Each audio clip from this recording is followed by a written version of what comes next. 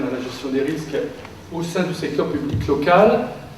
Alors, la question qu'on peut d'emblée se poser, c'est finalement pourquoi se poser cette question à ce moment-là, je dirais, de l'actualité des collectivités territoriales. Il nous a semblé qu'en fait, il y avait trois raisons qui militaient pour que ce type d'enquête, ce type de réflexion puisse être lancé. Première raison, il est évident que les collectivités territoriales, depuis les lois de 1982, exercent de plus en plus de compétences, de plus en plus de prérogatives, et il n'est pas pratiquement plus aucune politique publique qui échappe à leur domaine d'intervention. Donc c'est véritablement, je dirais, un acteur public qui, dans la production des politiques publiques locales, devient, je dirais, central et est à l'origine de la production, de la définition des politiques publiques locales. Deuxième raison qui nous a incité à lancer cette réflexion, c'est que les collectivités territoriales sont de plus en plus engagées vis-à-vis de tiers, je dirais plus souvent sur le long terme. Ces tiers, que ce soit bien évidemment les citoyens, que ce soit les fournisseurs, que ce soit les clients, que ce soit des partenaires de toute nature, mais également des financiers qui, tous à un degré ou à un autre, je dirais, ont le souci de bénéficier de services publics de qualité, mais de qualité à un prix, je dirais, maîtrisé. Ce qui veut donc dire que dans ce contexte-là, les collectivités sont, je dirais, de manière quasiment permanente, confrontées à la notion d'engagement et donc de risque. Et puis troisième raison, qu'il faut bien évoquer, même si cela a parfois un peu tendance à susciter des réactions un peu vives, c'est la production de la Cour des comptes, le rapport de la Cour des comptes, et notamment le dernier rapport en date, les finances publiques locales d'octobre 2013, dans lequel la Cour des comptes encourage vivement les collectivités à fiabiliser, à sécuriser l'information financière et comptable, je dirais, que ce soit pour l'ensemble des collectivités, régions, départements, villes ou EPCI. Donc toutes ces raisons nous ont incités à aller vers les collectivités territoriales et à leur poser la double question suivante, c'est premièrement, quel est votre état d'avancement, quelle est votre réflexion en matière de déploiement d'un dispositif de contrôle interne, et deuxième question, c'est comment vous êtes-vous pris pour précisément déployer ce dispositif de contrôle interne. Nous avons, avec le soutien du Forum pour la gestion des villes, nous avons interrogé toutes les collectivités d'une taille significative, régions, départements, villes, EPCI, et nous avons reçu quelques 60 réponses de la part de ces collectivités, réponses d'ailleurs qui étaient relativement représentatives de toutes les tailles des collectivités locales.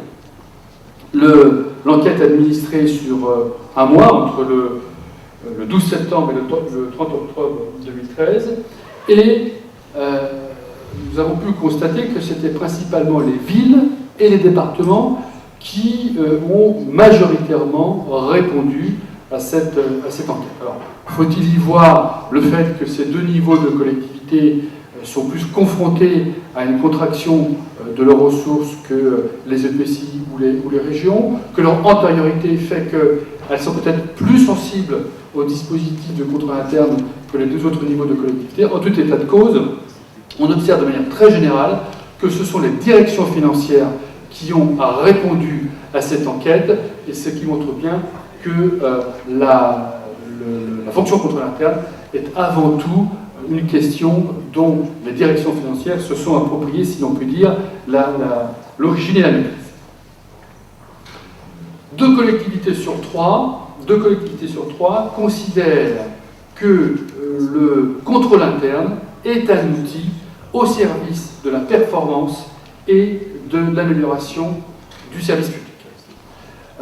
Et lorsque on regarde quelles sont les directions, quels sont les services qui sont à l'origine soit de la constitution, soit du portage, de l'animation du contrôle interne. Ce sont principalement les inspections générales du service, les cabinets et les directions financières, donc plutôt, je dirais, des directions situées vers le top management qui portent, qui animent le dispositif de contrôle interne. Autre fait intéressant, naissant, mais suffisamment notable pour être relevé, c'est qu'un certain nombre de collectivités, notamment les grandes collectivités, au sens démographique du terme, eh bien, commencent à se doter de direction du contrôle interne, de direction de l'audit interne, et ça, c'est véritablement un point sur lequel il faut noter. Il y a véritablement une structuration, un portage du dispositif par des directions d'études. Quels sont les principaux facteurs déclenchant la mise en place d'un dispositif de contrôle interne? On va retrouver, je dirais de manière très importante, 3 séries de facteurs qui sont le plus souvent à l'origine de la constitution d'un dispositif de contrôle interne. Premier facteur, c'est bien évidemment, et ça n'est pas pour surprendre, les fortes contraintes budgétaires. Le débat à la table ronde de ce matin a insisté sur effectivement les enjeux, les difficultés, les contractions des ressources qui sont à l'œuvre à l'heure actuelle au sein du bloc local, et bien évidemment c'est un sujet qui préoccupe, qui anime en tout état de cause les collectivités territoriales. Deuxième facteur, c'est les processus, je renvoie au processus de programmation, et plus exactement les processus de programmation des investissements. Autant il nous semble que les collectivités locales ont dorénavant, je dirais, un savoir-faire, des outils, une approche tout à fait professionnalisée pour gérer au mieux leur exploitation, leur section de fonctionnement, mais on voit que pour la section d'investissement, pour la programmation des investissements, il y a là un champ sans doute nouveau, une appétence, un appel pour des outils nouveaux qui permettent également de mettre sous contrôle toute la phase de programmation des investissements. Et puis, troisième point, les engagements externes, que ce soit à l'égard des associations, que ce soit à l'égard de SEM ou de toute autre personne extérieure de la collectivité, mais qui sont inclus dans ce que l'on pourrait appeler le groupe collectivité. C'est là, je dirais, le troisième facteur qui déclenche en quelque sorte ce type de processus. Observons peut-être 2 points qui pour l'instant sont encore minoritaires, mais dont on peut penser qu'à l'avenir, cela deviendra des points de préoccupation majeure. Bien évidemment, le mouvement de mutualisation des services qui devient, je dirais, un sujet de préoccupation de plus important. La loi de 2010 oblige les collectivités à se doter d'un schéma de mutualisation pour le 1er janvier 2015. Le coefficient intercommunal de mutualisation sera également un autre facteur qui militera dans ce sens. Donc on voit bien qu'il s'agit là d'un sujet certes nouveau, mais dont on pense qu'il peut prendre beaucoup plus d'acuité dans les semaines, dans les mois qui viennent. Et puis, autre point également qui mérite l'attention, c'est la qualité de la signature de la collectivité. Il y a, je pense là, l'expression des profondes modifications qu'a connues le paysage bancaire, et que connaît d'ailleurs toujours le paysage bancaire au cours de ces 3 dernières années, qui impactent fortement le secteur public local. La diversification des sources de financement également est un sujet sur lequel les collectivités locales se positionnent, se préoccupent, et sans doute que le débat qui n'est pas clos, le débat en cours sur la certification des comptes des collectivités locales, en tout cas pour certaines tailles de collectivités territoriales, c'est là sans doute quelques facteurs qui fait que finalement la qualité de la signature de la collectivité devient un sujet majeur de préoccupation, en tout cas qui deviendra sans doute un sujet majeur de préoccupation. Donc trois facteurs déclenchants très clairement identifiés, et puis des facteurs émergents dont on peut penser qu'assez rapidement ils seront également à l'origine de la constitution ou du renforcement d'un dispositif de contrôle interne. Lorsqu'on interroge les collectivités sur les risques identifiés, quels sont les risques que vous identifiez au sein de votre collectivité, de manière très importante, eh bien, ce sont les risques financiers, comptables et budgétaires qui sont naturellement cités. Naturellement cités à une très forte proportion, 91%, et très loin devant les risques juridiques et réglementaires, devant le risque opérationnel, les risques humains, les risques exogènes, et puis les risques stratégiques. Mais, nous disent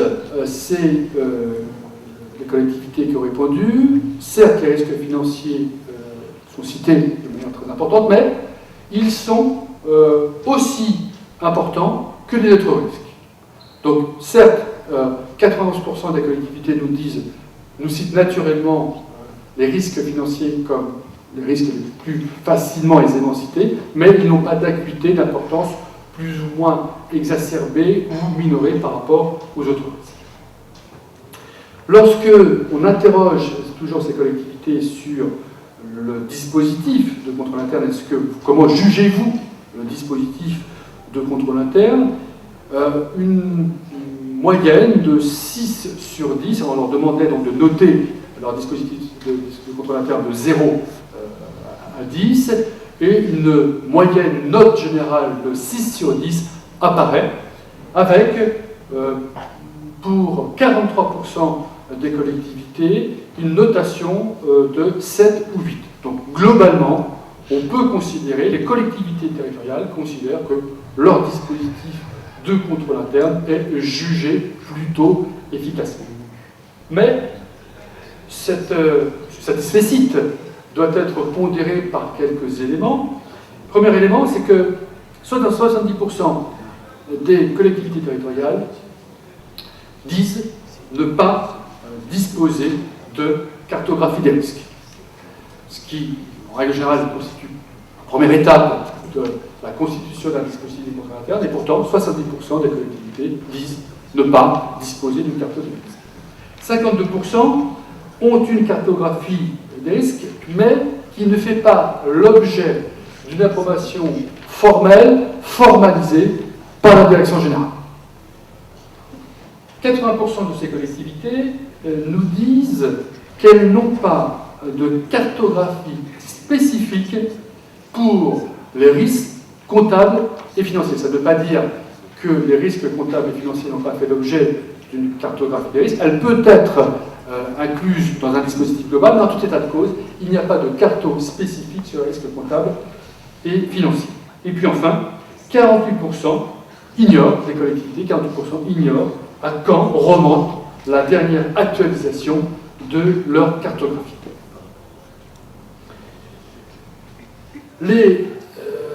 À peine 50% des collectivités, une toute petite majorité des collectivités, nous disent utiliser un référentiel de contrôle interne normé. Et lorsque on affine cette question, le guide du contrôle interne dédié au secteur public local, qui a été produit il y a quelques années par la Direction des finances publiques, est un des référentiels normés qu'utilisent les collectivités territoriales dans la constitution, dans l'actualisation de leurs dispositifs. Mais, néanmoins, 60% n'ont pas de documentation, de référence sur le sujet.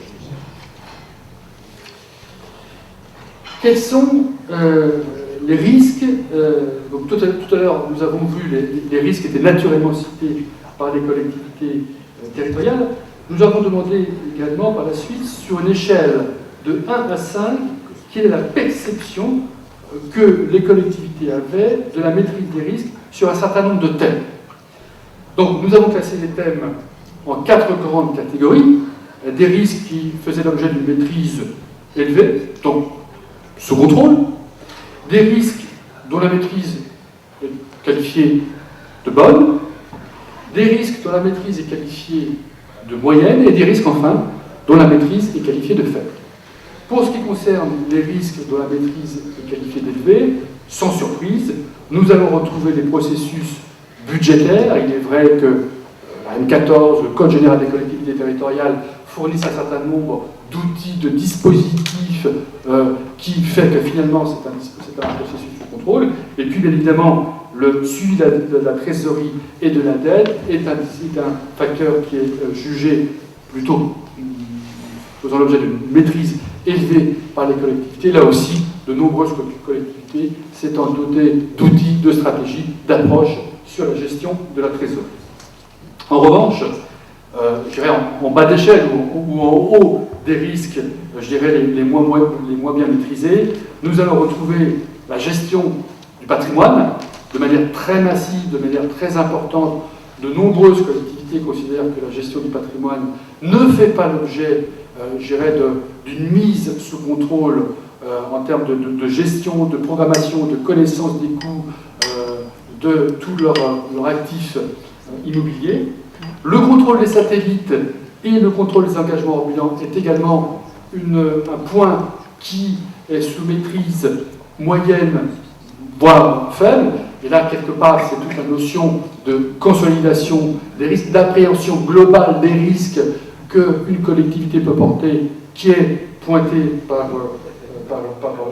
l'enquête. Et puis, la mutualisation entre la ville-centre, entre les villes membres de l'EPCI et le PCI, qui, là aussi, est un dispositif qui demeure encore relativement peu maîtrisé, en tout cas, qui est noté maîtrise moyenne. En conclusion, avant de céder la parole donc, à nos différents intervenants à la table ronde, s'il fallait retenir, j'aurais 3 grands enseignements de cette enquête, dont d'ailleurs vous aurez l'exhaustivité qui sera publiée à la fois par le Forum pour la gestion des villes et par BDO. 3 enseignements peuvent être retirés. Premier enseignement, c'est que les collectivités ont clairement pris conscience de l'importance et de l'utilité du contrôle interne et de la gestion des risques. Les organisations d'une collectivité à une autre peuvent différer. L'importance accordée à ce dispositif peut varier d'une collectivité à une autre, mais c'est très clairement un sujet qui est au centre des préoccupations, au centre des démarches des collectivités territoriales et sur lesquelles d'ailleurs les directions générales se sont fortement mobilisées. Deuxième enseignement que l'on peut tirer, c'est que certes, il y a des démarches, certes, il y a des dispositifs plutôt performants, mais qui, le plus souvent, sont conçus ou menés de manière empirique. Et là, il y a sans doute un vrai sujet de réflexion sur la claire identification des risques, dans la mesure où cette démarche empirique, qui certes peut avoir son intérêt, ne préserve pas les collectivités d'un risque ou de la propriété d'un risque. Et là, c'est très certainement un point d'attention qui doit être soulevé. Le troisième enseignement que l'on peut mettre en exergue, c'est qu'on sent bien qu'il y a un mouvement de professionnalisation, de généralisation, de montée en compétences des collectivités locales sur ce sujet, pas notamment sur ce sujet, contrôle interne, mais aussi contrôle de gestion, performance des politiques publiques, optimisation de la ressource, optimisation de l'allocation de la ressource. On voit que toutes ces thématiques deviennent centrales et tendent de plus en plus à être renforcées au sein du bloc commun.